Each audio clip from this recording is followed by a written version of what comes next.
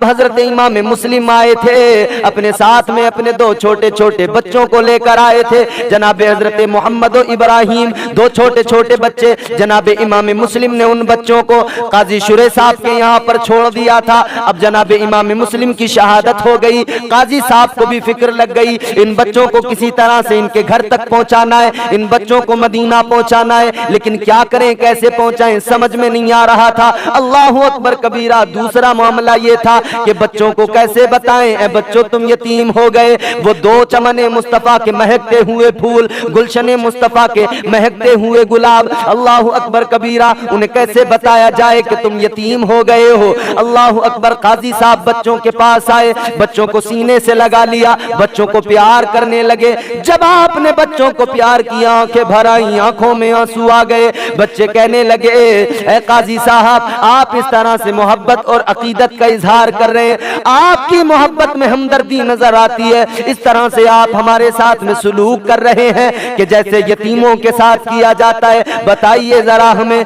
क्या हम यतीम हो गए हैं? काजी साहब की सिसकियां निकलने लगी, आप रोने लगे और रोते हुए कहने लगे, ए बच्चों वाकई तुम यतीम हो गए हो। ऐ बच्चों, तुम्हारे सर से तुम्हारे वालिद का साया उठ गया है। बच्चों के दिल पे बिजली सी गिर पड़ी, बच्चों की हालत अजीब हो गई, रोने लगे, आंसू बहाने लगे। जनाब काजी शुरे साहब फरमाने लगे कि सुनो बच्चों, काफिला जाने वाला है बाबुल इराकीन से मदीना, मैं चाहता हूँ तुम्हें उस काफिले के साथ कर दूं। मेरा बेटा तुम्हें लेकर जाएगा, असद उस काफिले में तुम्हें शामिल कर देगा, काफिले वालों को बता देगा, वो तुम्हें मदीना पहुंचा देंगे, बहिफाजत पहुंच जाओगे, सही और सलामत पहुंच जाओगे। अल्लाहु अकबर कबीरा। बेटे को बुलाया, कहा बेटे इन्हें हिफाजत से लेके जाना, उस काफिले में शामिल कर देना, इन बच्चों को मदीना पहुंचना है। अल्लाहु अकबर कबीरा। इधर इन्होंने अपने बेटे से कहा, उधर इब्ने जियाद भी ऐलान कर चुका था कि अगर कोई भी पकड़ कर लाएगा, मुस्लिम के बच्चों को जो पकड़ कर लाएगा उसे इनाम दिया जाएगा। ये भी ऐलान कर चुका था कि जनाब मुस्लिम के बच्चों को कोई अपने घर में न रखे, कोई उन्हें पनाह न दे। अल्लाहु अकबर कबीरा। असद उन बच्चों को रात को लेकर चला उस काफिले में शामिल करने के लिए, लेकिन जब बाबुल इराकीन पहुंचे तो पता लगा काफिला निकल गया है। अब उन बच्चों को लेकर शहर की सरहदों से बाहर निकले तो गर्द उड़ती नजर आई। काजी साहब के बेटे ने कहा, ए बच्चों, ए मुस्लिम के नौनिहालो, देखो वो सामने गर्द नजर आ रही है, वो उसी काफिले की गर्द है, तुम तेजी से दौड़ के जाओ, उस काफिले में जाकर शामिल हो जाओ। अब मैं भी यहाँ से अपने घर पे जा रहा हूँ। वो भी वापस आ गया, इधर बच्चे उस तरफ चलने लगे। अल्लाहु अकबर कबीरा। चलते रहे बराबर, मगर वो काफिले की गर्द आंखों से ओझल हो गई, गायब हो गई। अब काफिला कहीं नजर नहीं आ रहा था। बच्चे मायूस हो गए, दिल टूट गया। अभी थोड़ी देर गुजरी, क्योंकि इधर तो इब्ने जियाद भी ऐलान कर चुका था, जो पकड़ कर लाएगा इनाम पाएगा। माल और दौलत के लालची तलाश करने निकल पड़े थे। उन बच्चों को किसी ने पकड़ लिया और पकड़कर इब्ने जियाद के पास ले गया, इब्ने जियाद के पास पहुंचा दिया। बच्चे इब्ने जियाद के सामने, इब्ने जियाद ने कहा इन बच्चों को कैद कर दो, जब तक यजीद से मैं इन बच्चों के बारे में मालूम न कर लूं कि इनके साथ में करना क्या है, तब तक इन बच्चों को कैद खाने में रखा जाएगा। अल्लाहु अकबर कबीरा। कैसी जुल्म की दास्तानें रकम की हैं इन जालिमों ने, कैसी बर्बरियत है। दो छोटे छोटे बच्चे हैं, मुस्तफ़ा जाने रहमत सल्लल्लाहु ताला अलैहि वसल्लम की गुलशन के महकते फूल हैं। उन बच्चों को क्या उनके साथ में सितम है कि उन बच्चों को कैद खाने में डाल दिया। मगर जो कैद खाने के दरोगा, उनका नाम मशकूर, वो अहले बैत के आशिक, अहले बैत से मोहब्बत करने वाले, खानदान मुस्तफा पे मरने मिटने वाले, खानदान मुस्तफा की मोहब्बत जिनके दिल के अंदर मौजूद है। अल्लाहु अकबर। वो कैद खाने के अंदर है, बच्चों को कैद खाने में डाला गया, वो जेलर है उस जेल के। अल्लाहु अकबर कबीरा। उन्होंने फौरन इरादा बना लिया कि इन बच्चों को कैद खाने से जरूर निकालना है, इन बच्चों को यहाँ पर नहीं रखना है, चाहे उसके लिए कुछ भी कुर्बानी देनी पड़े, चाहे अपनी जान की कुर्बानी क्यों न देनी पड़े। अल्लाह अकबर कबीरा। उन बच्चों को जनाब मशकूर ने जेल से निकाला, घर पर लेके आए और उनको खाना खिलाया, अपनी अंगूठी दी और बच्चों से कहा, ऐ बच्चों मैं तुम्हें कादसिया के रास्ते पे छोड़ दूंगा, तुम कादसिया चले जाना, वहां का कोतवाल हमारा भाई है, ये अंगूठी तुम उसे दिखाना, वो तुम्हें बहिफाजत मदीना पहुंचा देगा। अल्लाह अकबर कबीरा। जनाब हजरत मशकूर ने उन बच्चों को रात के सन्नाटे में, रात की तारीकी में कादसिया के रास्ते पे छोड़ दिया, बच्चों को रवाना कर दिया।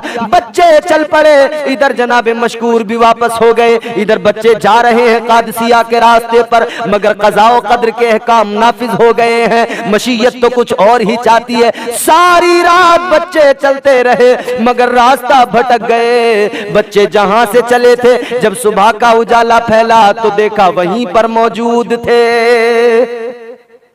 सारी रात चले फिरे लेकिन रास्ता भटक गए थे, अभी भी वहीं मौजूद थे। इधर जनाब मशकूर वापस आए हैं।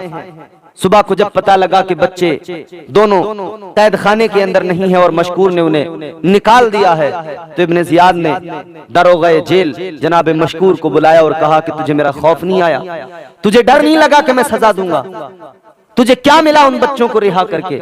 जनाब मशकूर ने कहा था, तुझे क्या मिला उन बच्चों के बाप को कत्ल करके, उन्हें शहीद करके? क्या मिला तुझे इमाम मुस्लिम को शहीद करके? और सुन, तू कहता है मुझे क्या मिलेगा या मुझे क्या मिला है? सुन, मैंने उन बच्चों को इसलिए रिहा किया है कि मुझे कल कयामत के दिन खानदाने मुस्तफा के तवस्सुल से बख्शिश और नजात का परवाना मिल जाएगा, जन्नत का परवाना मिल जाएगा, तेरे हाथ कुछ नहीं आने वाला। जब ये बातें जनाब मशकूर ने की हैं तो ये इब्ने जियाद गजबनाक हो गया, कहने लगा मैं तुझे जरूर सजा दूंगा। इन्होंने कहा सजा दे, कोई परवाह नहीं है, मैं अहले बैत के लिए अपनी जान भी देने को तैयार हूं। इब्ने जियाद ने जल्लाद को हुक्म दे दिया, इन्हें कोड़े मारो, कोड़े मारो और इन्हें बाद में कत्ल कर दो। अल्लाह अकबर कबीरा। जल्लाद आगे बढ़ा, कोड़े मारना शुरू कर दिया। पहला कोड़ा मारा, आपकी जबान से निकला बिस्मिल्लाहिर रहमानिर रहीम। दूसरा कोड़ा मारा, आपकी जबान से निकला या अल्लाह मुझे माफ कर दे। तीसरा कोड़ा मारा, आपकी जबान से निकला ऐ मेरे मौला, खानदान मुस्तफा अहले बैत अतहार की मोहब्बत में मैं मार खा रहा हूँ। जब फिर कोड़ा मारा गया, आपकी जबान से निकला ऐ मौला मुझे मुस्तफा करीम और जनाबे इमाम मुस्लिम और जनाबे मौला अली मुश्किल कुशा के पास पहुंचा दे। अल्लाह अकबर कबीरा। फिर जो कोड़ा मारा गया, जनाबे मशकूर दुनिया से रुखसत हो गए, शहादत का जाम पी लिया। अल्लाह अकबर। जनाबे मशकूर आपको इस बदबख्त ने इब्ने जियाद ने शहीद कर दिया। अब उसके बाद में इधर ये बच्चे सारी रात चले मगर इन्हें मंजिल न मिल सकी। सारी रात चलने के बाद भी वहीं पर रहे। सुबह का उजाला फैला, इन्होंने देखा सामने एक चश्मा है और वहां पर एक दरख्त है। ये बच्चे उस दरख्त के अंदर जो है जगह थी, दरख्त की खोह बनी हुई थी, उसके अंदर जाकर छुप गए। दोनों बच्चे वहां पर जाकर छुप गए।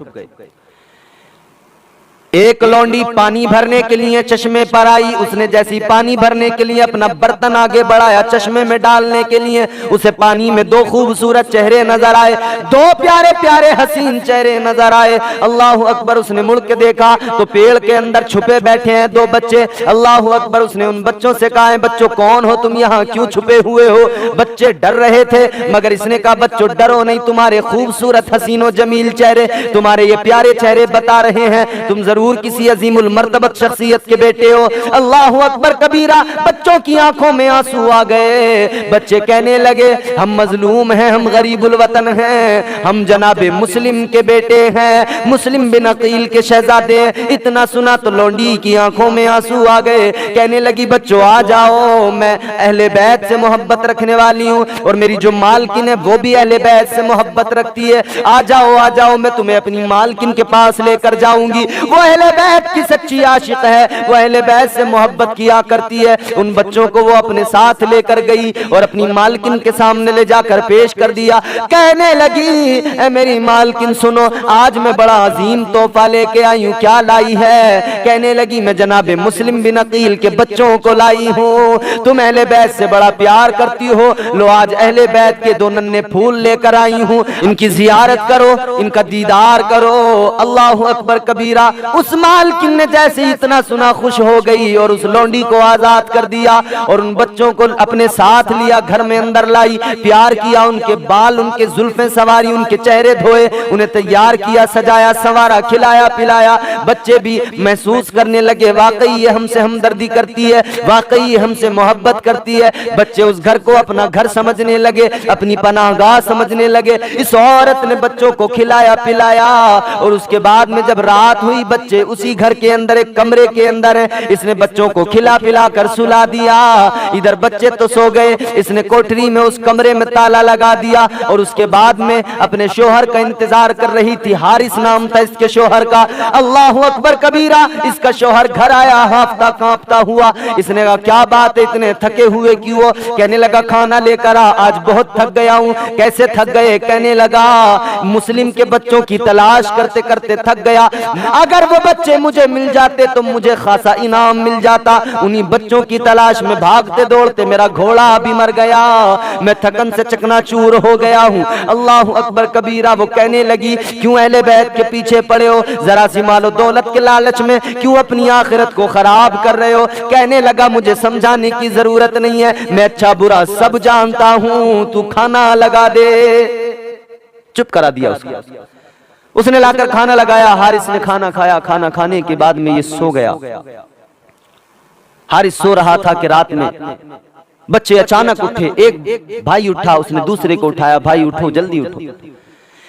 उठने के बाद में दूसरे ने कहा भाई क्या बात है? कहने लगा मैंने ख्वाब देखा है। क्या ख्वाब देखा है?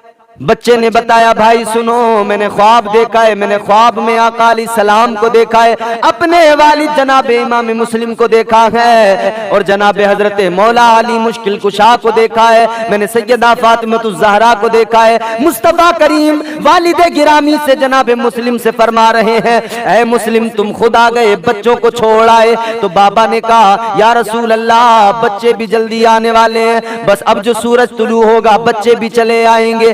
अल्लाहु अकबर कबीरा। भाई ने कहा कि मैंने ये ख्वाब देखा है, लगता है कि अपना आखिरी वक्त आ गया है। दूसरा बच्चा भी कहने लगा हाँ मेरे भाई मैंने भी यही ख्वाब देखा है, अब जिंदगी का आखिरी दिन है, आखिरी रात है, सुबह होते ही हम दुनिया से रुखसत हो जाएंगे, हमें शहादत का जाम मिल जाएगा। दोनों भाई गले मिल के रोने लगे। हाँ एक दूसरे को ज़िबा होता कैसे देखेंगे, गले मिल के रोने लगे, आंसू बहाने लगे। रात के सन्नाटे में आवाज निकली, हवा ने उस आवाज को हारिस के कान में पहुंचा दिया। हारिस ने जब बच्चों की आवाज सुनी बेदार हुआ, बीवी से कहने लगा बच्चों के रोने की आवाज कहां से आ रही है? बीवी ने बात को टालते हुए कहा कहीं पड़ोस में बच्चे किसी के रो रहे होंगे, सो जाओ। कहने लगा ये पड़ोस से नहीं आ रही, ये आवाज तो अपने घर से आ रही है। उठा फौरन, उठने के बाद में चिराग जलाया, उसी दरवाजे पे गया, उसी कमरे को खोला। क्या देखा? दो बच्चे बगलगीर हैं, बाहों में बाहें डालकर आंसू बहा रहे हैं। इसने देखा, उन बच्चों से कहा कौन हो? बच्चे तो चूंकि उस घर को अपनी पनाहगाह अपना घर समझे हुए थे और फिर झूठ तो बोलते नहीं थे, फौरन कह दिया हम मुस्लिम बिन अकील के फर्जंद हैं। हारिस ने इतना सुना तो कहने लगा ऐ बदबख्तो, सारे दिन मैं तुम्हें तलाश करता रहा, सारे दिन तुम्हारी तलाश में मैं थक गया, मेरा घोड़ा मर गया और तुम मेरे घर के अंदर ऐश का बिस्तर लगा के बैठे हो, तुम मेरे घर के अंदर मजे से हो। अल्लाह अकबर। इस जालिम ने उन बच्चों को पकड़ा, तमाचे लगाए, जुल्फें खींची और उसके बाद में हाथों को बांधकर उसने वहीं पर उन बच्चों को बांध दिया। बीवी करीब आई, बीवी ने कहा ऐ हारिस ऐसा जुल्म न कर खुदा के लिए, ये मुस्तफा के घर आने के चश्मो चराग हैं, इनके साथ में ये सुलूक न कर, आखिरत को बर्बाद न कर। इसने बीवी पर भी वार किया, बीवी को भी मारा। अल्लाह अकबर कबीरा। सारी रात वो बच्चे वहीं पर रहे, वो औरत भी जो है उसे नींद ना आ सकी। इधर ये सारी रात सोता रहा, इधर औरत को नींद नहीं आई कि बच्चे मेरे बारे में क्या सोच रहे होंगे, मगर मेरे दिल का हाल तो मेरा अल्लाह जानता है। मैं इन्हें इन बच्चों से कितनी मोहब्बत करती हूँ मेरा खुदा जानता है, मगर मेरा ये जालिम शोहर मानने को तैयार नहीं है। अल्लाह अकबर कबीरा। गौर करो मेरे अजीजों, सुबह का सूरज निकला, हारिस उठा, हारिस ने बच्चों को फिर कमरा खोला, बच्चों को निकाला, बच्चों को तमाचे मारे, सवारी पे सवार कर दिया। बीवी करीब आती है, उसको भी वार किया, उसको भी जख्मी कर दिया, दीवार में जाकर लगी। बच्चों को सवारी पे डाला, लेकर चल पड़ा। फरात के किनारे पे पहुंच गया। फरात के किनारे पे पहुंचने के बाद में बच्चों को सवारी से उतारा। अब तलवार निकाली, बीवी वहां पर भी आ गई, वहां पर भी बेचारी पहुंच गई जैसे तैसे, और लोंडी भी पहुंच गई। कहने लगी दोनों, खुदारा ये जुल्म न करो, बच्चों को छोड़ दो, चाहो तो हमें कत्ल कर दो। इसने एक वार किया, लोंडी पर वार किया, वो वहीं पर गिर के तड़पने लगी। बीवी पे वार किया, वो भी जख्मी हालत में वहीं पर गिर गई। अल्लाह अकबर कबीरा। जैसे इसने तलवार उठाई बच्चे को कत्ल करने के लिए, बड़े की तरफ उठाकर वार करने वाला था कि छोटा चीख कर कहने लगा, नाना खुदारा पहले मेरे बड़े भाई को ज़िबा न करना, मैं इनको ज़िबा होते नहीं देख पाऊंगा, पहले मुझ पर वार करो। बड़ा छोटे को कहने लगा, नहीं पहले मुझ पर वार करो, मैं छोटे को अपनी आंखों के सामने ज़िबा होता नहीं देख सकता हूं। अल्लाह अकबर कबीरा। बच्चे तो इधर ये बात कर रहे थे, इस बदबख्त ने वार कर दिया और जनाबे मुस्लिम के दोनों बेटे जनाबे मोहम्मद व इब्राहिम को शहीद कर दिया। इन्ना लिल्लाहि व इन्ना इलैहि राजिऊन। दो छोटे छोटे बच्चे हैं जनाबे मुस्लिम बिन अकील के फर्जंद, और इस जालिम ने दोनों को शहीद कर दिया फरात के किनारे। उनके जिस्म फरात के अंदर डाल दिए दरिया फरात में, सर लिए अपने साथ में, एक झोले में करके सर को इब्ने जियाद के पास पहुंच गया। इब्ने जियाद से जाकर कहने लगा, ऐ इब्ने जियाद मैं तोहफा लेके आया हूं। इब्ने जियाद ने कहा, कैसा तोहफा, क्या लाया है? कहने लगा, मैं मुस्लिम के बच्चों के सर लाया हूं। इब्ने जियाद ने कहा, सर क्यों लाया है, बच्चों को क्यों नहीं लाया? कहने लगा, मैंने बच्चों को कत्ल कर दिया। इब्ने जियाद को गुस्सा आ गया, कहने लगा, तूने मेरी बगैर इजाजत कत्ल क्यों कर दिया? मैंने उन बच्चों के बारे में यजीद को लिखकर भेजा है कि अगर आप कहें तो मैं इन बच्चों को यहां से आपके पास पहुंचा दूं। कहने लगा, अगर यजीद ने कहा कि बच्चे पहुंचा दो तो फिर मैं क्या करूंगा, क्या जवाब दूंगा? बच्चों को तूने कत्ल कर दिया, तुझे किसने कहा था बदबख्त मलाऊन? कहने लगा, इसलिए कत्ल कर दिया कि अगर ऐसे ही लेके आता तो रास्ते में कोई मुझसे छीन लेता। ताजदारे मदीना के गुलामों, ये माँ के पास आया, अपनी माँ से आके कहने लगा, मेरी माँ एक नेकी की जरूरत है, एक नेकी मुझे दे दे। माँ ने कहा, बेटा ये दुनिया नहीं है, ये महशर का मैदान है, यहां एक एक नेकी की अहमियत है। माँ ने कहा, बेटा ये दुनिया नहीं है, तेरे लिए दुनिया में मैंने बहुत कुछ किया, इतना किया कि अपनी जिंदगी भूल गई तेरी जिंदगी बनाने की खातिर। खुद को मैंने फरामोश कर दिया तेरी परवरिश की खातिर। कहती है, बेटा उधर जो करना था सब कर दिया, इधर मुझसे कोई उम्मीद न लगा, वापस चला जा। इधर मुझे अपनी फिक्र लगी है, अपने बारे में सोच रही हूं, किसी तरह मेरी बख्शिश हो जाए, मेरा काम बन जाए। माँ ने इनकार किया, ये मायूस होकर आगे बढ़ा। सोचा किधर जाऊं, तो ख्याल आया एक जात और है जिसने जवानी से बुढ़ापे तक फिक्र की है, तो मेरी फिक्र की है, सब कुछ किया है मेरे लिए। ख्याल आया, मेरा बाप भी तो मुझसे बड़ा प्यार करता था, मेरे बाप ने उंगली पकड़ के चलना सिखाया था, मेरे बाप ने तालीम से मुझे आरास्ता किया था, मेरे बाप ने मेरे लिए प्रॉपर्टी बनाई थी, मेरे बाप ने मेरे लिए मकान बनाया था, मेरे बाप ने मेरे लिए जमीन खरीदी थी, मेरे बाप ने मेरे लिए अच्छी शादी मेरी करके मेरे लिए अच्छी बीवी का इंतजाम किया था, मेरे बाप ने सब कुछ किया था। चलो बाप के पास चलता हूँ, शायद मेरा काम बन जाए। अपने वालिद के पास मैदान में शरिया इंसान गया, जाकर कहने लगा, अब्बा एक नेकी कम पड़ गई, आज एक काम मेरा कर दो, एक नेकी दे दो। आप मुझे एक नेकी दोगे, अल्लाह मुझे परवाने जन्नत अता फरमा देगा। इसने एक नेकी मांगी, मगर सुनो, बाप ने भी इनकार कर दिया, जा चला जा, मुझे अपनी फिक्र है। माँ ने मना कर दिया, बाप ने मना कर दिया, भाई के पास गया उसने मना किया, बहन ने मना किया, रिश्तेदारों ने मना किया। कल किसी से ना सुनेंगे उससे पहले आज कुरान ने समझा दिया, कुरान पढ़कर समझ लो, अल्लाह ने आज मिजाज दे दिया, कल किसी से महशर में उम्मीद ना लगाना। कुरान क्या कहता है? अल्लाह ताला ने फरमाया, यौम यफिरुल मरउ मिन अखी व उम्मिही व अबी व साहिबतिही व बनी। कुरान कहता है कोई उधर काम में ना आएगा, न तेरा माँ, न तेरी माँ, न बाप, न भाई, न बहन, न बीवी, न कोई रिश्तेदार, कुछ नहीं। अलगरज ये जब मायूस हुआ, किसी ने नेकी नहीं दी, तो इसको ख्याल आया कि शायद अब बात बनने वाली नहीं है। कहता है अब तो मुझे दोज़ख में जाना ही है, क्योंकि नेकी नहीं मिली तो जन्नत में कैसे जाऊंगा। ख्याल आया अब काम नहीं बनेगा, तो खुद ही सर झुकाया, शर्मिंदा हुआ, मायूस हुआ और दोज़ख की तरफ चल पड़ा। जब ये चला, रास्ते में इसे एक और मिला। उसने इसके चेहरे को देखा, कहा क्या हुआ, बड़ा गमगीन है। कहने लगा गम क्यों ना हो मुझे, परेशान क्यों ना हो जाऊं मैं। एक नेकी कम पड़ गई, एक नेकी फकत, जिसकी वजह से मैं जन्नत में जाने से रुक गया। उसने कहा एक कम पड़ी है ना, इसका मतलब नेकियां तो इतनी हैं तेरे पास कि एक और हो तो तू जन्नत में चला जाए। हैं तेरे पास नेकियां, बस एक कम पड़ी है। वो कहने लगा तू इतना मायूस है, मेरी हालत देख, मेरे पास क्या है, सिर्फ गुनाह, सिर्फ गुनाह, कोई नेकी ही नहीं है। कहा मतलब, कहा बस एक नेकी मेरे पास है। तुझे एक कम है, मेरे पास ले दे के एक ही नेकी है। कहने लगा चल तू बड़ा मायूस है, एक नेकी से मैं तो जन्नत में जाने वाला हूं नहीं, मगर तेरा काम जरूर बन जाएगा, तू तो जरूर जन्नत में चला जाएगा। कहने लगा मेरा तो एक नेकी से काम नहीं बनने वाला, तू एक नेकी मेरी ले जा, जा तू मायूस ना हो, जन्नत में चला जा। ये बड़ा खुश हुआ, नेकी ली, अल्लाह की अदालत में आया, मीजान पर लाकर नेकी को रखा। नेकी रखी तो इसका पल्ला भारी हो गया। अल्लाह ने फरमाया तू नेकी ले आया, अब तुझे जन्नत का हकदार बनाया जा रहा है, जा जन्नत में चला जा। आखिरी जुमले सुनो और इसी पर आप इस जुमले को अपने दिल दिमाग में महफूज कर लो। रब की रहमतें बहाने तलाश करती हैं, मगर पहले जरा अपना मुहासबा कर लो।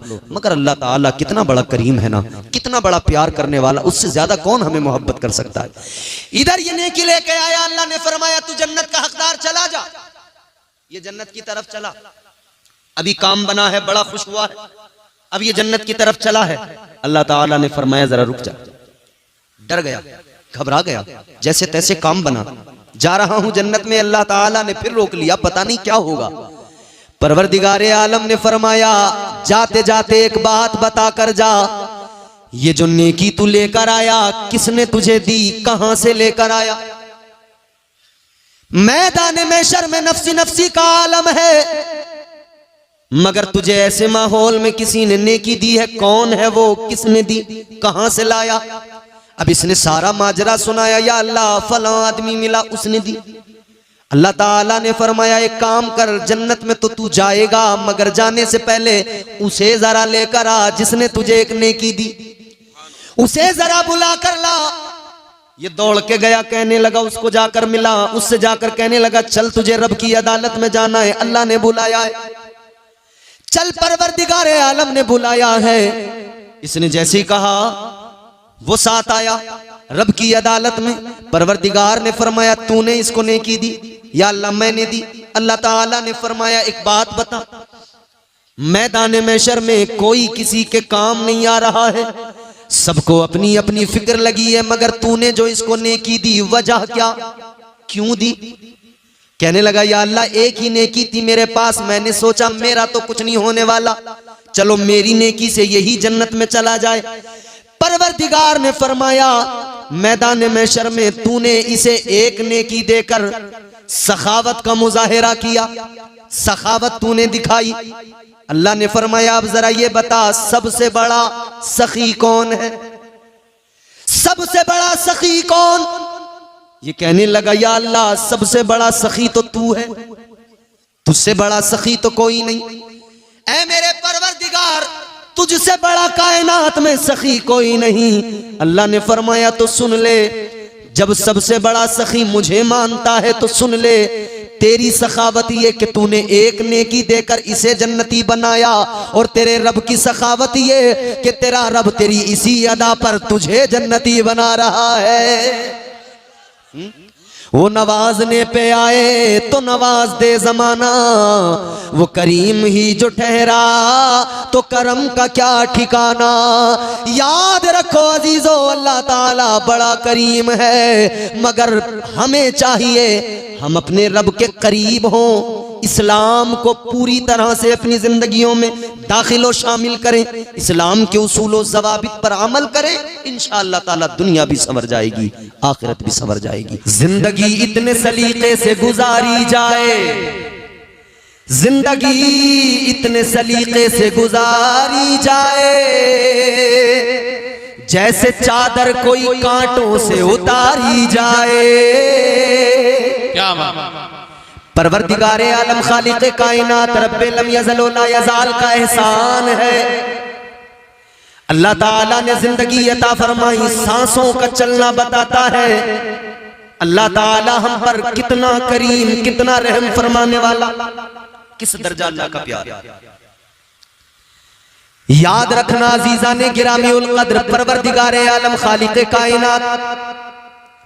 इसका डिले बंद करना भैया, ये झं झं झं झं झं जो हो रही है बंद करो, सीधा सीधा करो। हेलो हेलो, ये टाइमिंग बढ़ाओ डिले की। हेलो हेलो हेलो, टाइमिंग जो है ना इसकी वो स्लो करो उसे। हेलो हेलो हेलो हेलो, हाँ हेलो, ठीक है।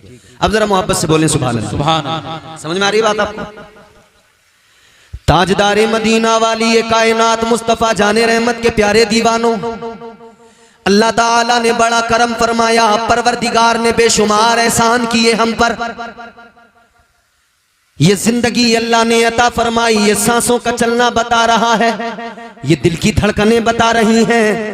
अल्लाह ताला का पता मिल जाएगा, अपने अंदर झांक कर देख लो, रब के करम और उसकी अताएं समझ में आ जाएंगी। अपने अंदर झांक कर देख लो जी। परवरदिगारे आलम ने कितने एहसान फरमाए, अल्लाह ताला ने कितना करम किया।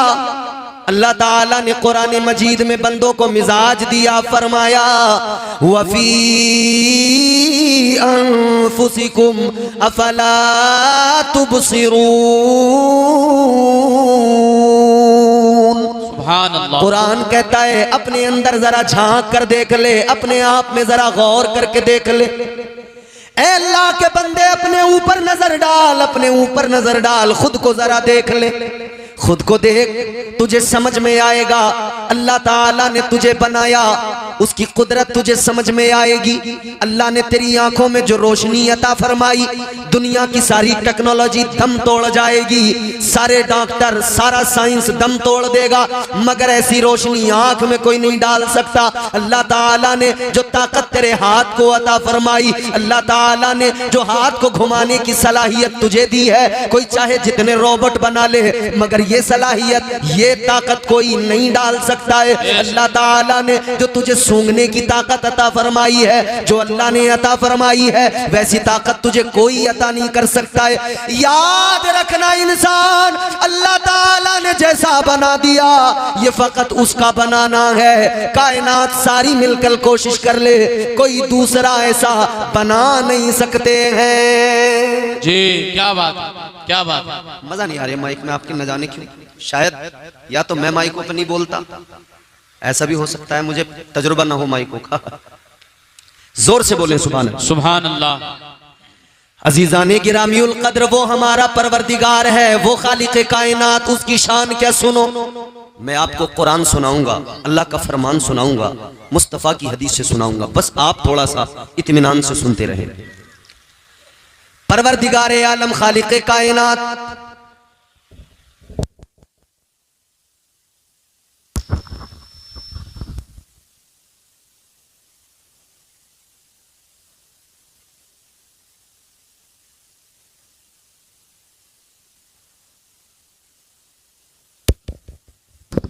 हेलो हेलो, अल्लाह फजल फरमाए। परवरदिगार इनके माइक में अब जो लगा है, इसमें भी पहले वाले में भी अल्लाह बरकतें अता फरमाए। अब जरा जोर से कह दें सुभान अल्लाह। अल्लाह की शान पहले जरा सी आपको मैं बताऊं, फिर अपने उन्वान पर आपको लेकर चलूंगा। आज अल्लाह ताला ने हमें जमीन दी, घर दिया, मकान दिया, जो कुछ मिला अल्लाह ने अता किया। किसी के पास अगर 50 बीघा जमीन हो या 100 बीघा जमीन, वो उसको एक ज़ौम होता है कि मेरे पास बड़ी मिल्कियत है। जमीन हो तब ज़ौम है, मकान अच्छा बन जाए तब ज़ौम है, आदमी मगरूर होता है। जी। अल्लाह ताला ने जमीन अता की, घर मकान अता किया, परवरदिगार ने कारोबार अता किया, आदमी को ज़ौम हो गया, इंसान मगरूर हो गया, कहने लगा मुझे बड़ी मिल्कियत मेरे पास है, बड़ी दौलत मेरे पास है, मैं बड़ी मिल्कियत का मालिक हूं। मगर सुनो अजीजो, असल मिल्कियत का मालिक तो परवरदिगार है। कुरान मजीद में अल्लाह ने ऐलान फरमाया, तबारकल्लज़ी बियदिहिल मुल्कु व हुवा अला कुल्लि शैइन कदीर। परवरदिगार आलम ने ऐलान फरमाया, कुरान कहता है बड़ी बरकत वाली जात है परवरदिगार की, वही मुल्कों का मालिक, वही सारी कायनात का मालिक जी। परवरदिगार आलम सारी कायनात का मालिक, वही हमारा खुदा, वही बादशाह, वही नवाजने वाला, वही अता करने वाला।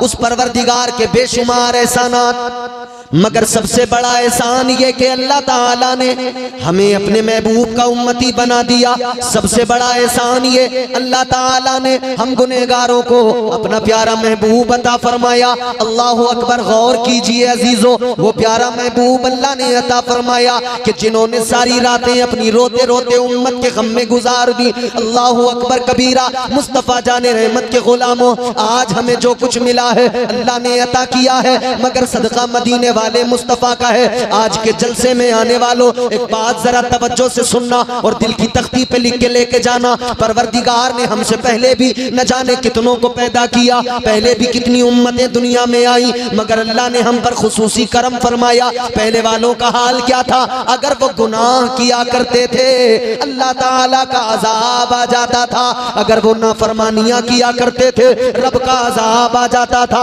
याद रखो अजीजों, एक उम्मत ने गुनाह किया, अल्लाह ताला की नाफरमानी की, अजाब आ गया, अल्लाह ताला ने उनको बंदर बना दिया। एक नाफरमानी की, अल्लाह ने उनको बंदर बना दिया। अभी बंदर आया, आप देखकर हंसने लगे, आप देखकर उसी में लग गए, मगर सुनो सुनो, एक उम्मत ने एक नाफरमानी की, अल्लाह ताला ने बंदर बना दिया। किस लिए? नाफरमानी की वजह से। किस लिए? बेशक नाफरमानी की वजह से। आज की रात जब जलसा मुकम्मल हो जाए, आप अपने घर जाएं,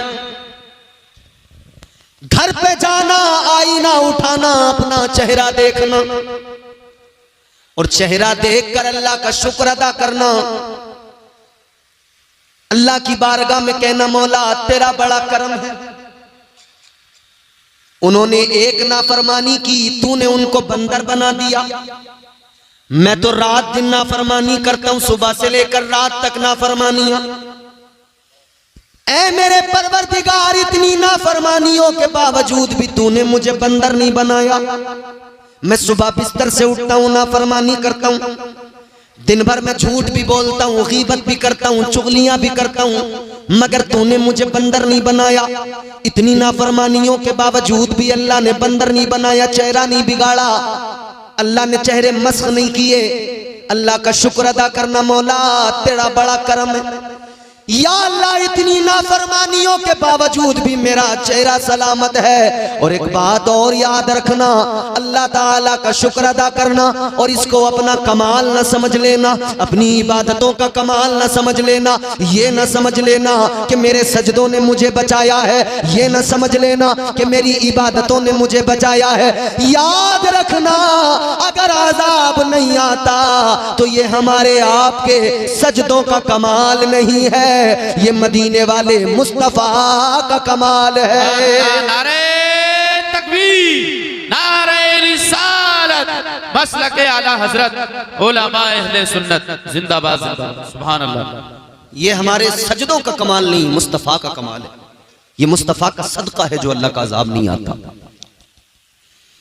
इस्लाम के मानने वालों, आज हम सारी दुनिया को कहते तो हैं, बताते तो हैं, फख्र के साथ हाथ उठा के हम कहते तो हैं, इस्लाम सबसे अच्छा मजहब, इस्लाम सबसे प्यारा मजहब, लेकिन जब अमल की बात आए तो हमारा हाल ये,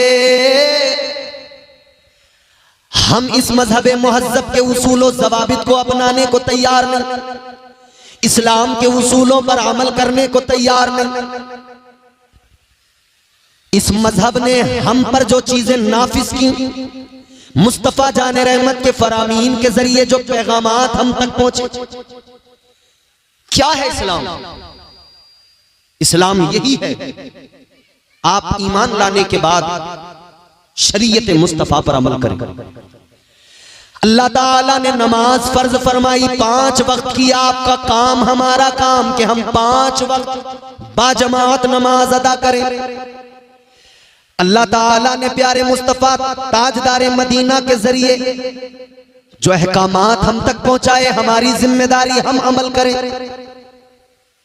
इस्लाम कहता है झूठ बोलना हराम है, हमारी जिम्मेदारी हम झूठ से परहेज करें। याद रखना अजीजों, आज सारी दुनिया के अंदर मुसलमान जिस हाल में है हम सब वाकिफ हैं। हम रोना भी रो रहे हैं, मगर एक ही कमी है, इतना सब होने के बावजूद भी हमने बदला नहीं है खुद को, अपने अंदर कोई बदलाव हम लेकर नहीं आए। काश हम देखते कि दुनिया में आज जो हमारी हालत है उसका जिम्मेदार कौन है? हम खुद हैं। परवरदिगारे आलम ने जो अहकामात नाफिज किए हैं, अगर हम उन पर अमल करने लग जाएं, खुदा की कसम, बलाओं को टालने वाली जात अल्लाह की, मुश्किलों को आसान बनाने वाली जात अल्लाह ताला की। ऐ लोगों, हमारा काम इतना, हम अल्लाह ताला के नाफिज करदा उसूल व ज़वाबित कवानीन पर अमल करने लग जाएं। नमाज इस्लाम में हमको 5 वक्त की अल्लाह ताला ने अता फरमाई, फर्ज फरमाई, नमाज पढ़ने लग जाएं, ताकि नमाज हम जब हम नमाज में सर झुकाएं, हमारा रब हमारी पेशानियों को झुकता हुआ देखकर, हमारी पेशानियों को जमीन पर देखकर राजी हो जाए। अजीज़ाने गिरामीउल कद्र, आज मुसीबत आई हुई है, आज हालात ये है, एक के बाद एक मस्जिदों पर हमला किया जा रहा है, मगर याद रखना आज हम रो रहे हैं मस्जिदों का रोना, लेकिन फिर भी नमाज पढ़ने को तैयार नहीं, फिर भी पेशानियां झुकाने को तैयार नहीं, फिर भी रब के हुजूर सजदा करने को तैयार नहीं। ताजदारे मदीना ने नमाज की अहमियत बयान फरमाई, परवरदिगारे आलम के प्यारे महबूब ने नमाज का मकाम बयान किया। इधर सुनो, मेरी तरफ देखो, अल्लाह ताला ने नमाज फर्ज फरमाई, मुस्तफा ने ऐलान फरमा दिया, आका ने फरमाया नमाज मेरी आंखों की ठंडक है। ऐ मस्जिदों को बचाने वालों, पहले अपनी पेशानियां मस्जिदों में झुकाओ। मस्जिदों के लिए सिर्फ मैदान में आकर शोर करना काफी नहीं होता, बल्कि पहले मस्जिदों में सर भी झुकाना होता है। और इतना सब होने के बावजूद भी, इतना सब देखने के बावजूद भी हमको क्या चाहिए था कि आज वहां ऐसा हुआ है। चलो हम तो खुद को बदले, हम तो अपने गांव की मस्जिदों को आबाद करें, हम तो 5 वक्त की नमाजें पढ़ने लग जाएं। लेकिन अफसोस बराबर है, नमाज पढ़ने को हम तैयार नहीं। अफसोस बराबर है, एक वक्त भी सर झुकाने को हम तैयार नहीं। अल्लाह अकबर कबीरा। आओ अजीजों, मैं एक बात बताता हूँ, आज अगर आपका कहना यह है कि नमाज में जाने नहीं देता शैतान, या नमाज में दिल नहीं लगता हमारा, तो याद रखना मेरे आका ने नुस्खा बता दिया, ताजदारे मदीना ने तरीका बता दिया। आप नमाज को आइए, आप कम अज कम आकर नमाज पढ़ना तो शुरू कीजिए। धीरे धीरे धीरे धीरे इस दिल में नमाज की मोहब्बत और अहमियत खुद ब खुद अल्लाह डाल देगा, और नमाज में दिल भी लगने लगेगा, नमाज में दिल भी लगने लगेगा। क्योंकि कुरान ने खुद ऐलान किया, अल्लाह ताला ने फरमाया, इन्नस्सलात तन्हा अनिल फ़हशाइ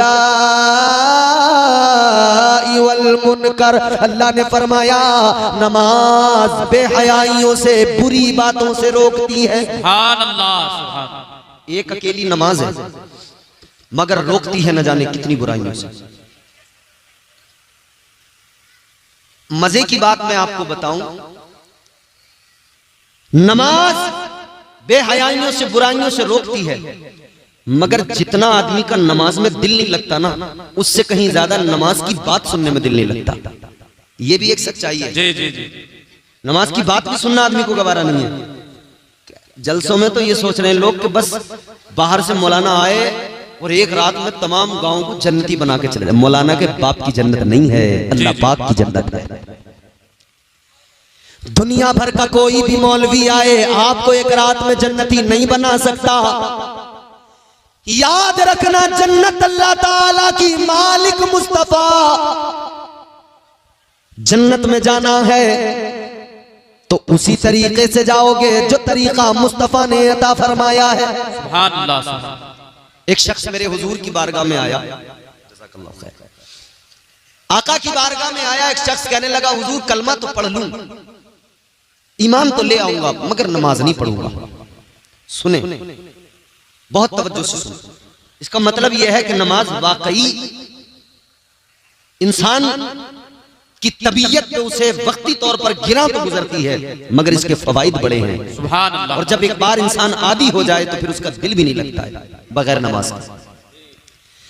नौजवानों, जलसा कराने वालों, मुबारकबाद है, मगर सुनो सुनो, जिस तरह से जलसे करा रहे हो इसी तरह से मस्जिदों में और जाने लगो, नमाजी और बन जाओ। खुदा की कसम, इधर तुम जलसे भी करा रहे हो और मस्जिदों में जाओगे, नमाज पढ़ोगे, खुदा की कसम तुम्हारी पेशानियों से सजदों का नूर नजर आएगा।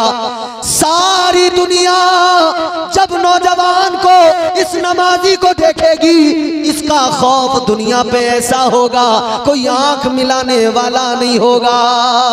वो जिन्होंने दुनिया को फतह किया, वो जिन्होंने दुनिया पे इस्लाम का परचम लहराया, वो बेनमाजी नहीं थे, सब नमाजी थे। सुभान अल्लाह, सुभान अल्लाह, सुभान अल्लाह।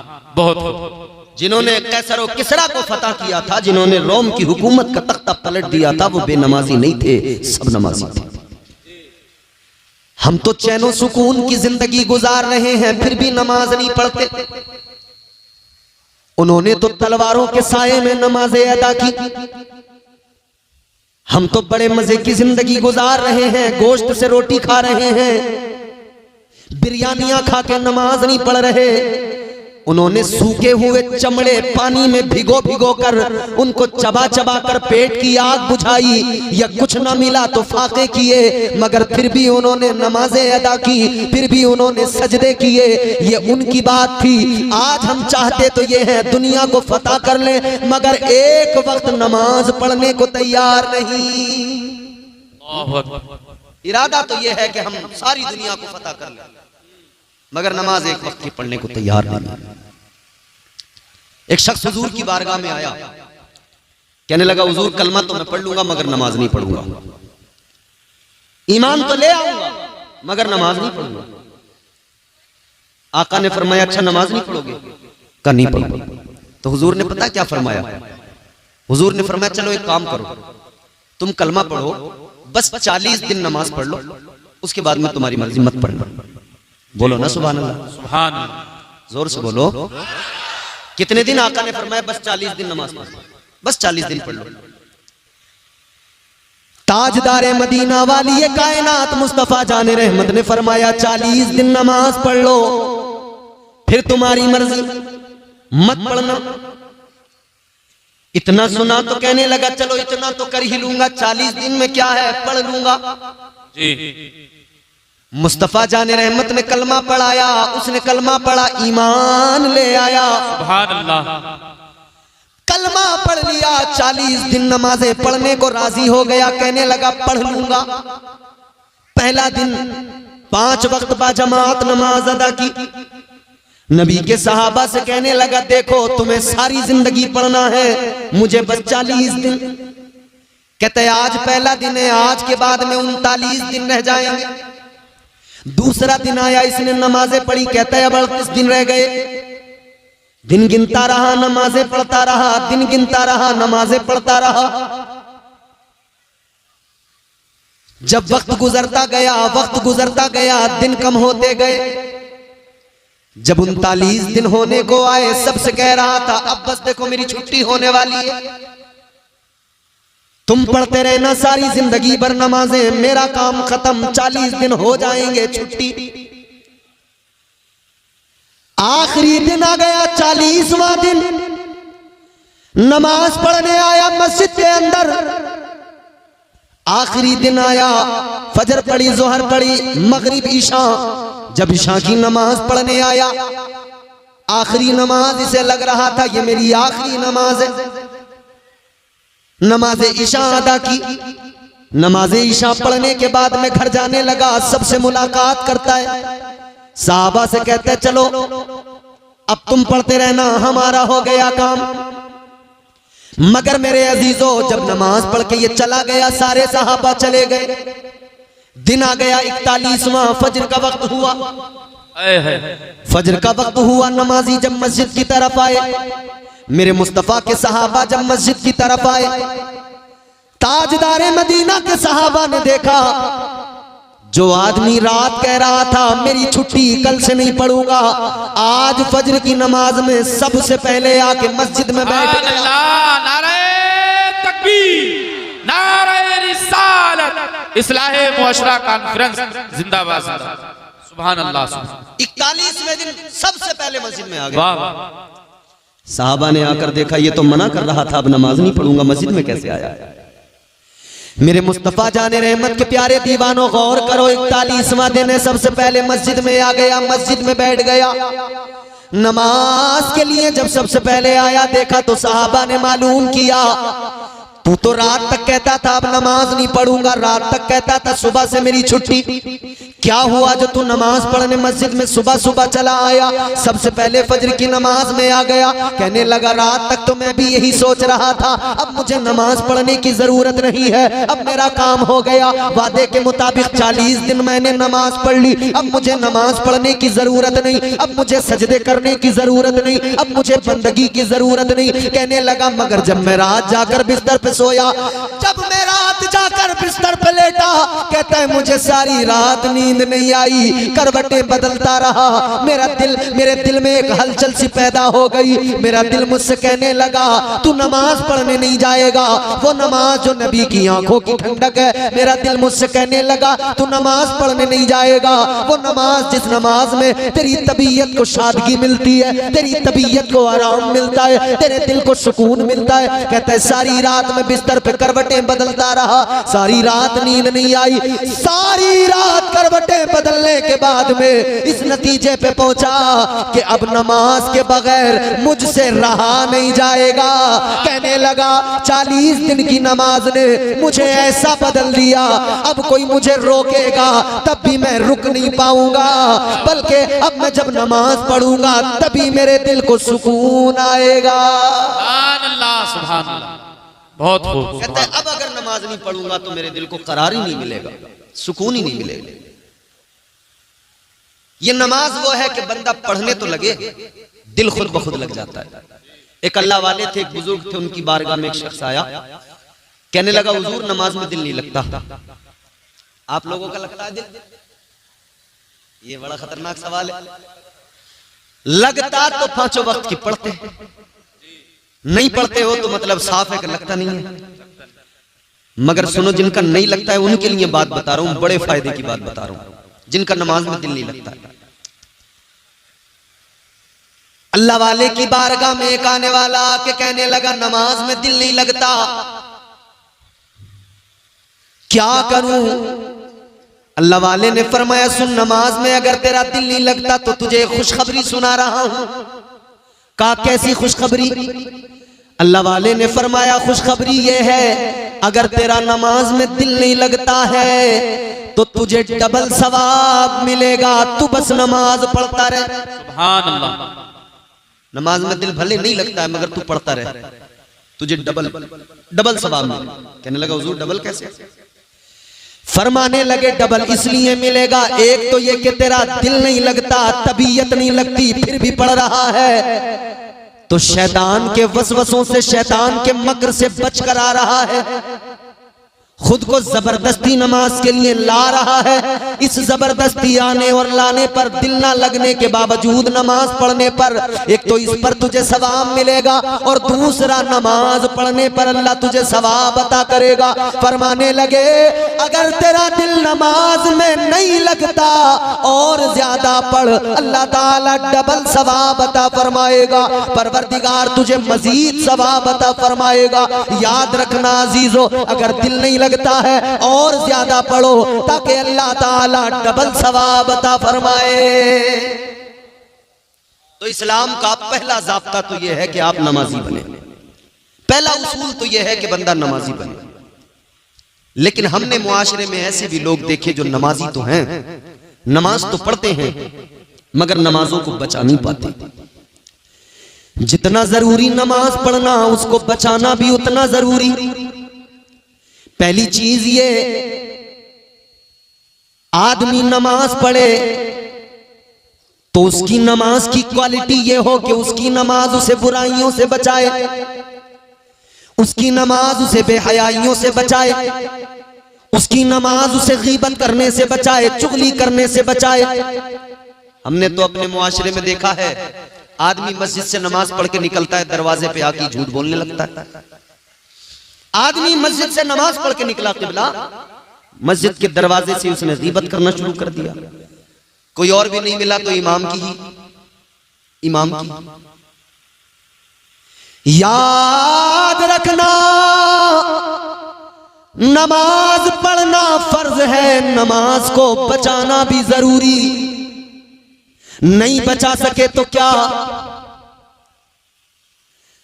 कबूल करना न करना परवरदिगार का काम है, अमल करना हमारा काम। इस्लाम ये कि हम ईमान लाने के बाद में शरीयत पर अमल करें, ईमान लाने के बाद में नमाजें पढ़ें, इबादत करें, बंदगी करें, अल्लाह से डरें। अगर ज़कात फर्ज है तो ज़कात दें, अगर इस्तिताअत रखते हैं तो हज अगर फर्ज है हज करने जाएं। नमाज, रोजा, हज, ज़कात ये फराइज है। इस्लाम को मानने वालों, इस्लाम पर अमल करने वालों, इस्लाम के उसूल और ज़वाबित ये हैं। लेकिन हमने कितने लोग ऐसे भी देखे कि वो नमाज भी पढ़ रहे हैं, रोजे भी रख रहे हैं, हज भी करके आए हैं, मगर हज करने के बावजूद भी झूठ बराबर है, नमाज पढ़ने के बावजूद भी झूठ बराबर है, तमाम नेक अमल करने के बावजूद भी गीबत कर रहे हैं, चुगलियां कर रहे हैं। जानते हो इस सब का असल रीजन क्या है? वजह यह है मेरे अजीजों, आज हमारे अमाल में दिखावा है, रियाकारी है, खुलूस नहीं है। इबादतों में खुलूस होना चाहिए, दिखावा ना हो, रियाकारी ना हो।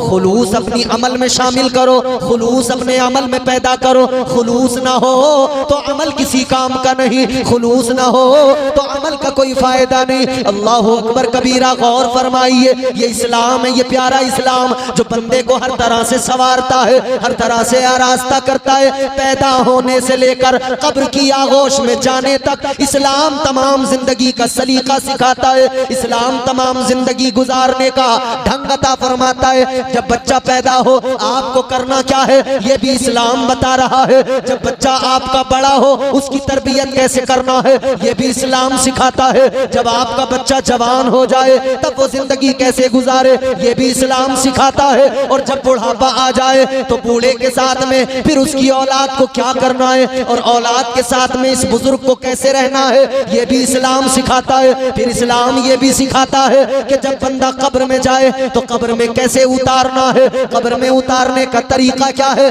कब्र में रखने के बाद की मंजिलें क्या हैं, आगे मुनकर नकीर आएंगे, आगे के मामलात क्या है, सब कुछ मेरे आका ने बयान फरमा दिया, सब कुछ मेरे आका ने उम्मत को सिखा दिया। ताजदार मदीना ने सब कुछ बता दिया, सब कुछ सिखा दिया। मगर अजीजों आज हमारी हालत ये, सब कुछ जानने के बावजूद, सब कुछ समझने के बावजूद भी हमारी हालत ये बेअमल बने हुए हैं। आज अगर दुनिया के अंदर अपने मजहब के नाम लेने के बाद में सबसे बड़ी मजहब से दूरी बनाई हुई कौम अगर कोई नजर आती है तो वो मुसलमान नजर आता है। मुसलमान मजहब का नाम तो बराबर लेगा मगर मजहब से बिल्कुल दूर नजर आता है। ये मजहब से दूरी नहीं है तो क्या है कि आज हमारी हालत ये है। मजहब से दूरी नहीं तो क्या है कि ना हम शक्ल से पहचाने जाते हैं ना लिबास से पहचाने जाते हैं। जबकि आपको इशारा करके तो लोग यहां तक कह देते हैं कि कपड़ों से पहचानो, मगर हमारे लोग, बड़ी अजीब बात है, हमें कल्चर जो है ना वो अमेरिका का पसंद आता है, यूरोप का पसंद आता है। हमें नसीहत के लिए तो इस्लाम और अमल के लिए हमें दूसरे कल्चर पसंद है, अमल के मामले में दूसरे कल्चर पसंद है। कल्चर की बात जहां तक है ना, अगर हमें मुस्तफा का दिया हुआ कल्चर पसंद आया होता तो हमारे चेहरों पे मुस्तफा की सुन्नत होती। अगर हमें कल्चर मुस्तफा का पसंद आया होता तो हमने अपनी तरबियत ऐसे, अपनी बच्चों की तरबियत ऐसे की होती जैसे मेरे मुस्तफा ने हसनैन करीमैन की तरबियत की। हमने अपने बच्चों की तरबियत कैसे की? हमारे बच्चे बिगड़ते गए, हम नजरअंदाज करते गए। हमारे बच्चे गालियां देते गए, हम नजरअंदाज करते गए। हमारे बच्चे रात दिन बेहयाइयों में मुलव्विस रहे, हम नजरअंदाज करते रहे। हमारी कौम की बेटियां बेपर्दा हुई, हमने अपनी आंखों को मूंद लिया। याद रखना, इकबाल ने कहा कि मोहम्मद से वफा तूने तो हम तेरे हैं, ये जहां चीज है क्या लोहो कलम तेरे हैं। सरकारे मदीना ताजदारे दो आलम मुस्तफा जाने रहमत सल्लल्लाहु ताला अलैहि वसल्लम से वफा कीजिए। मुस्तफा जाने रहमत से वफा करने का मतलब ये नहीं कि हम दाढ़ियां मुंडाएं फिर अपने आप को नबी का वफादार कहें। हम झूठ बोले फिर अपने आप को नबी का वफादार कहें। शराबे पिए फिर अपने आप को नबी का वफादार कहें। जुआ खेले फिर अपने आप को नबी का वफादार कहें। गालियां जबानों पर हो फिर अपने आप को नबी का वफादार कहें। और फिर हम कहते हैं हमारी दुआएं कबूल नहीं हो रही हैं, हमारे साथ बड़ी परेशानियां हैं, बड़ी दिक्कतें हैं, बड़े मसाइल हैं। आज हमारा शिकवा ये हमारी दुआएं कबूल नहीं हो रही हैं, शिकवा है ना। लेकिन ये देखा कि हमने अपनी जबान को गालियों से गंदा किया, हमने अपनी जबान को झूठ से गंदा किया, हमने अपनी जबान को चुगली और गीबत से गंदा किया। जबान को पाक कीजिए अपनी, झूठ गीबत चुगली बदकारियों से बचिए, फिर दुआ मांगिए, फिर देखिए अल्लाह ताला दुआ कबूल करता है या नहीं करता है। हम एक तरफ दुआ कर रहे हैं या अल्लाह कोई उमर जैसा आदिल भेज दे। मुसलमानों की हालत बड़ी नाजुक है। हम दुआ कर रहे हैं या अल्लाह कोई सलाहुद्दीन अय्यूबी पैदा कर दे। शेखपुरा वालों एक जुमला सुनो, बेपर्दा औरतों की गोद में सलाहुद्दीन अय्यूबी पैदा नहीं होते। बेपर्दा और आवारा मिजाज औरतों की आगोश में उमर जैसा आदिल पैदा नहीं होता, हुसैन जैसा शहीद आजम पैदा नहीं होता। उसके लिए माँ हजरत फातिमा जैसी चाहिए, उसके लिए माँ वो चाहिए जो पाक दामन हो, पाकीज़ा हो, जो रातों को जागकर सजदे करने वाली, अपने रब को मनाने वाली हो।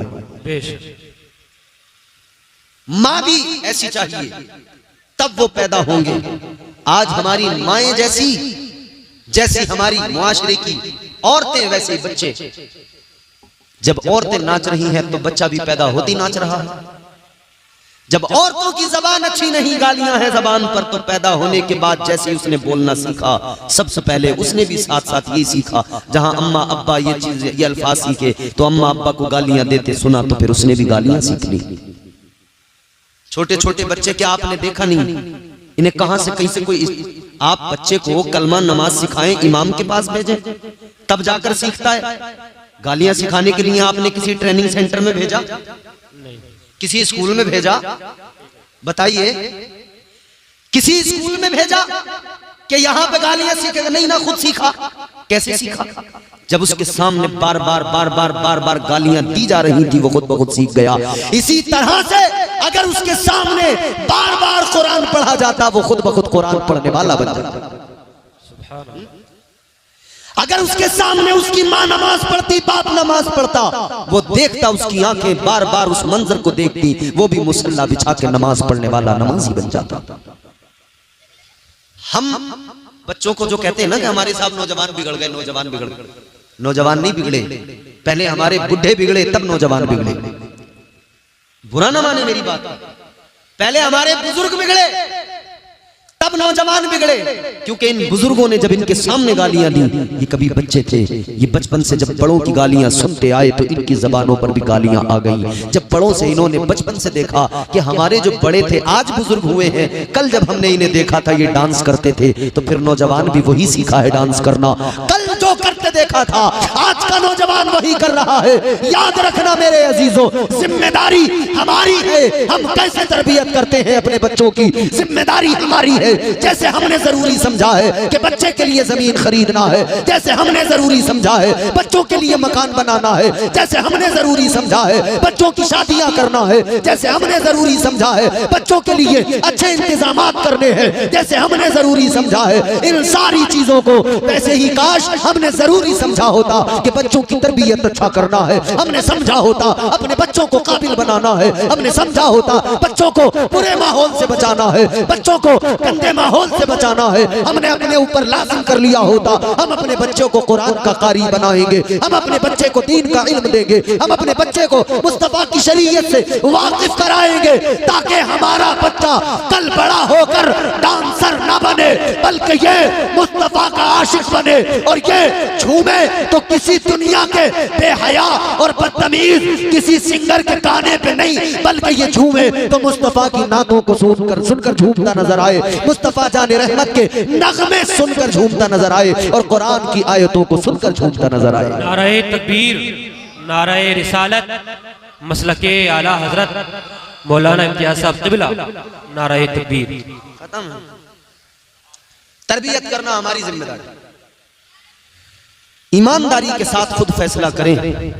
बात को खत्म करते हैं। एक बात और मैं आपको बताऊं, मैं किसी की बुराई किसी के बारे में कुछ बोलना नहीं चाहता कभी भी, मैं चाहता हूं सब मुझसे खुश रहें, मगर माजरत के साथ एक बात जरूर कहता हूं, होता है कभी कभी वैसे तो गड़बड़ हो ही जाती है, लेकिन फिर भी शायद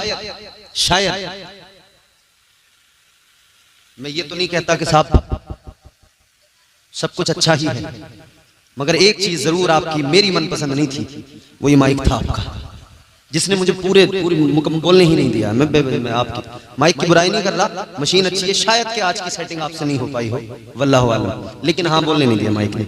जब मुझे खुद को सुन के अच्छा नहीं लग रहा तो मैं समझ सकता हूँ कि आपको भी सुन के ज्यादा कुछ खास लग नहीं रहा होगा, मुझे ऐसा लग रहा है, बढ़िया लग रहा है, क्योंकि मैं रोज तकरीरें करता हूँ, मुझे खुद को सुन के भी लगता है कि हाँ मुझे समझ में आ रहा है। अभी जब मेरी बात मुझे समझ में ना आए तो तुम्हें कहां से समझ में आ सकती है? मगर खैर अल्लाह ताला बेहतर फरमाए, इनके काम में बरकतें अता फरमाए, और कोशिश करें हमेशा कि खतीब के लिए जिस तरह का जो खतीब हो उसके लिए वैसा आप सेटिंग करें, तरन्नुम वाले खतीब के लिए उसके लिहाज से सेटिंग की जाए, और जो आम तौर पे बोलने वाले खतीब हैं उनके लिए उनके हिसाब से आप सेटिंग करें। बिल्कुल सादा बजा दे, खुश बजाने को मतलब नहीं, वो तो बोलते चले जाएंगे, लेकिन तरन्नुम में जैसे नात पढ़ने वाला नात के लिए तरन्नुम में उस आपसे माइक का मुतालबा करता है, वैसी तरन्नुम से बोलने वाले खतीब को भी जरा सा आपसे मुतालबा होता है कि माइक की खुश्की दूर हो। मगर खैर अब मेरी आखिरी बात आप सुने, अल्लाह ताला फिर भी बड़ा करीम है, हम सब इतने गुनाहगार हैं, इतनी तमाम हमारे अंदर खराबियां हैं, हम शराबी भी हैं, हम जुआरी भी हैं, हम बदकारियों में भी हैं, हम कितनी बुराइयों में मुलव्वस हैं, मगर फिर भी अल्लाह ताला हम पर कितनी करम फरमाता है। वो नवाजने पे आए तो नवाज दे जमाना, वो नवाजने पे आए तो नवाज दे जमाना, वो करीम ही जो ठहरा तो करम का क्या ठिकाना। फिर भी परवरदिगार इतने करम फरमाता, इतना सब हमारे अंदर खराबियां, फिर भी अल्लाह ताला अजाब नाजिल नहीं फरमाता। इतनी सब खराबियां हमारे अंदर होने के बावजूद भी अल्लाह ताला के हम पर एहसान देखो, अल्लाह अकबर कबीरा। आखिरी बात आपको बताता हूँ, अल्लाह का करम देख लो, अल्लाह की अताएं देख लो, अल्लाह ताला कितना बड़ा करीम है, कितना बड़ा फजल फरमाने वाला है। कल मैदान महशर का मंजर आप निगाहों के सामने रखिए, नफसी नफसी का आलम है, परवरदिगार की रहमतें बंदे को बख्शने के लिए मुंतजिर है, बहाने तलाश कर रही है, अल्लाहु अकबर कबीरा। कल मैदान महशर में एक इंसान होगा, परवरदिगार आलम की अदालत में खड़ा होगा, अल्लाह की बारगाह में, अल्लाह की अदालत में खड़ा होगा। परवरदिगार आलम की बारगाह में जब उसके आमाल का वजन किया जाएगा, अल्लाह ताला की अदालत में जब आमाल तोले जाएंगे, आमाल उसके इतने नेकियां और गुनाह, एक पल्ले में नेकियां एक में गुनाह, जब वजन किया जाएगा तो इतने कि एक नेकी की बस जरूरत पड़ेगी, एक नेकी कम पड़ जाएगी फकत जन्नत में जाने के लिए। एक नेकी की जरूरत पड़ेगी बस जन्नत में जाने के लिए। दोनों पल्ले बराबर हैं, एक नेकी आ जाए काम बन जाए, एक नेकी मिल जाए परवाने जन्नत मिल जाए। जल्दी सुनो, ये परेशान होगा, सोचेगा एक नेकी कम पड़ गई, काश मैंने कोई एक अमल ऐसा कर लिया होता दुनिया में कि ये एक नेकी की कमी भी पूरी हो जाती और मैं जन्नत का हकदार बन जाता। एक नेकी कम पड़ गई, क्या करूं? अल्लाह ताला की अदालत में अल्लाह ताला ने फरमाया, तूने, तुझ पे मैंने बड़े करम फरमाए, बहुत फजल फरमाया, मगर सुन ले, आज एक नेकी तुझे कम पड़ गई तो तेरा रब तुझे एक मौका दे रहा है। मैदान महशर में भी अल्लाह ताला ने एक मौका दिया, फरमाया जा एक नेकी किसी से मांग ले, एक नेकी किसी से ले आ, तू एक नेकी लाएगा तेरा रब तुझे जन्नती बना देगा। इसने सोचा कहां जाऊं, किधर जाऊं, किससे नेकी मांगूं? इसके दिमाग में ख्याल आया, सोचने लगा एक जात ऐसी है जिसने मुझे बहुत प्यार किया, एक जात ऐसी है जिसने मुझे बड़ी मोहब्बतों से नवाजा है हमेशा, जिसकी ममता की आगोश में मैं परवान चढ़ा। ख्याल आया वो मेरी माँ है, चलो अपनी माँ के पास जाऊं, माँ से जाकर एक नेकी मांगूं। मेरी माँ मुझसे बड़ी मोहब्बत करने वाली हस्ती, एक नेकी अगर मेरी माँ ने मुझे दे दी मेरा काम बन जाएगा, जन्नत में चला जाऊंगा। ताजदारे मदीना के गुलामों, ये माँ के पास आया, अपनी माँ से आके कहने लगा, मेरी माँ एक नेकी की जरूरत है, एक नेकी मुझे दे दे। माँ ने कहा, बेटा ये दुनिया नहीं है, ये महशर का मैदान है, यहां एक एक नेकी की अहमियत है। माँ ने कहा, बेटा ये दुनिया नहीं है, तेरे लिए दुनिया में मैंने बहुत कुछ किया, इतना किया कि अपनी जिंदगी भूल गई तेरी जिंदगी बनाने की खातिर। खुद को मैंने फरामोश कर दिया तेरी परवरिश की खातिर। कहती है, बेटा उधर जो करना था सब कर दिया, इधर मुझसे कोई उम्मीद न लगा, वापस चला जा। इधर मुझे अपनी फिक्र लगी है, अपने बारे में सोच रही हूं, किसी तरह मेरी बख्शिश हो जाए, मेरा काम बन जाए। माँ ने इनकार किया, ये मायूस होकर आगे बढ़ा, सोचा किधर जाऊं, तो ख्याल आया एक जात और है जिसने जवानी से बुढ़ापे तक फिक्र की है, तो मेरी फिक्र की है, सब कुछ किया है मेरे लिए। ख्याल आया मेरा बाप भी तो मुझसे बड़ा प्यार करता था, मेरे बाप ने उंगली पकड़ के चलना सिखाया था, मेरे बाप ने तालीम से मुझे आरास्ता किया था, मेरे बाप ने मेरे लिए प्रॉपर्टी बनाई थी, मेरे बाप ने मेरे लिए मकान बनाया था, मेरे बाप ने मेरे लिए जमीन खरीदी थी, मेरे बाप ने मेरे लिए अच्छी शादी मेरी करके मेरे लिए अच्छी बीवी का इंतजाम किया था, मेरे बाप ने सब कुछ किया था। चलो बाप के पास चलता हूँ, शायद मेरा काम बन जाए। अपने वालिद के पास मैदान महशर ये इंसान गया, जाकर कहने लगा, अब्बा एक नेकी कम पड़ गई, आज एक काम मेरा कर दो, एक नेकी दे दो। आप मुझे एक नेकी दोगे, अल्लाह मुझे परवाने जन्नत अता फरमा देगा। इसने एक नेकी मांगी, मगर सुनो, बाप ने भी इनकार कर दिया, जा चला जा, मुझे अपनी फिक्र है। माँ ने मना कर दिया, बाप ने मना कर दिया, भाई के पास गया उसने मना किया, बहन ने मना किया, रिश्तेदारों ने मना किया। कल किसी से ना सुनेंगे उससे पहले आज कुरान ने समझा दिया, कुरान पढ़कर समझ लो, अल्लाह ने आज मिजाज दे दिया, कल किसी से महशर में उम्मीद ना लगाना। कुरान क्या कहता है? अल्लाह ताला ने फरमाया, यौम यफिर्रुल मर्उ मिन अखीह व उम्मिही व अबीह व साहिबतिही